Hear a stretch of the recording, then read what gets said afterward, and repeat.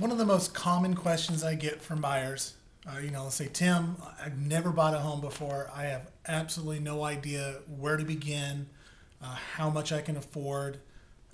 What do I do? I mean, where do I start? It seems like such a daunting process. How do I take that first step? And just asking that question is a great way to start. Obviously, you want to get in contact with a realtor, someone that you trust and can establish a rapport with. The second step is get in front of a lender. We need to find out if your finances are in order, if your credit's in good shape, how much you can afford. I'm amazed at the number of buyers that want to bypass the second step of talking to a lender and go on to let's go look at some homes. Let's start that search. And that can be a very dangerous thing to do. People oftentimes think they can afford more than they can.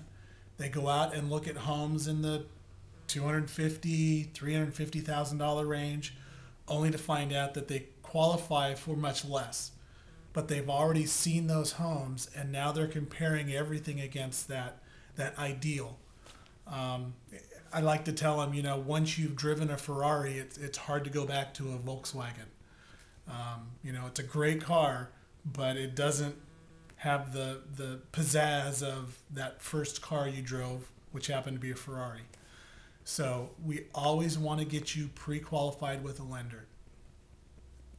One nice thing about working with a realtor up front is if you don't have a lender that you know or you're comfortable with, most agents have a list of lenders they've used in the past. And the great thing about going to a realtor and asking them about lenders they've used in the past is they're not going to give you someone that's messed up their transactions for them. I'm very hesitant to give out recommendations, especially if I think the person I'm recommending is going to do a bad job. It looks bad on me. So if I give you a recommendation for anyone, a lender, a home inspector, an appraiser, whoever, you can rest assured that they're probably going to do a good job for you, because if they don't, they're never going to get recommended by me ever again. So first and foremost, let's get you in front of that lender, find out what you qualify for. Once we know the price range we're looking at, let's go look at some homes. It's a very simple process. I'll start a search for you, send you some homes through email with lots of pictures, maps of where the homes are. Pick some out that look good to you. Let's jump in the car and let's go look.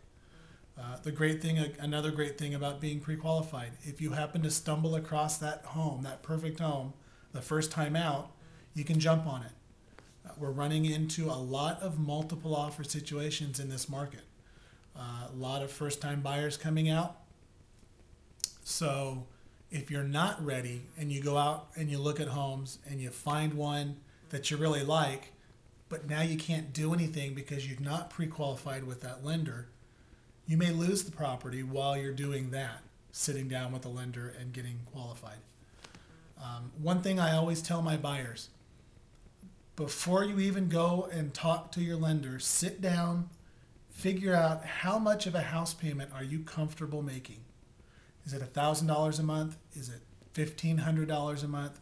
$2,000? Whatever it is, have that number in your head and tell your lender, I'm comfortable making a $1,500 house payment each month. And let them qualify you for that amount. Oftentimes, you can get qualified for more than you're probably comfortable paying. And as you can tell in this market with all the foreclosures, a lot of people probably were paying more than they were comfortable with, and now it's coming around to bite them. So when you go talk to your lender, have that number in your mind. Once that process is done, let's go look at some homes. I'd be more than willing to help you. If you have any other questions, if you'd like to sit down and talk face to face, give me a call. I'm there for you. And happy house hunting. Talk to you soon.